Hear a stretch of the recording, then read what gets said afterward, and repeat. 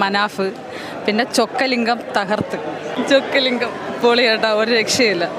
Film എന്ന് പറയുന്നത് നമ്മൾ ഒരു രണ്ടും കൂടെ മിക്സ്ഡറാണ്. കാരണം അതിൻ്റെ ഒരു റിയലിസവും കൊമേഴ്ഷ്യൽ ഫാക്ടേഴ്സും എല്ലാം കൂടെ മിക്സ് ചെയ്തിട്ടുള്ളൊരു പക്ക എൻ്റർടൈനറാണ്. കപ്പേളയ്ക്ക് ശേഷം പുള്ളിയുടെ ഒരു ടോട്ടൽ ഡിഫറൻ്റ് ആയിട്ടുള്ളൊരു ഫിലിമാണ്.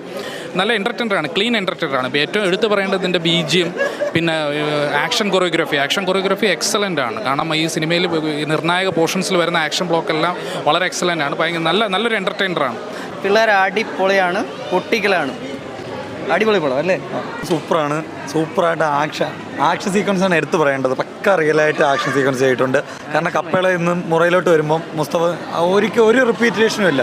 അതിൽ നിന്ന് എൻ്റെ ഡിഫറെൻ്റ് ആയിട്ടൊരു സ്റ്റോറിയാണ്, ആക്ഷനാണ്, ആക്ഷൻ്റെ കൂടെ ഇമോഷണൽ പാക്കഡാണ്. മ്യൂസിക് ഏറ്റവും പ്രധാനപ്പെട്ടാണ്. കാരണം ഉറപ്പായിട്ട് എടുത്തു പറയാൻ പോകുന്നത് ഇതിൻ്റെ മ്യൂസിക് ആയിരിക്കും. സൂപ്പറായിരിക്കും. ഫാമിലിക്ക് എല്ലാവർക്കും ഒന്ന് കാണാൻ പറ്റുന്ന പടമാണ്. പാടം ഒരു രക്ഷ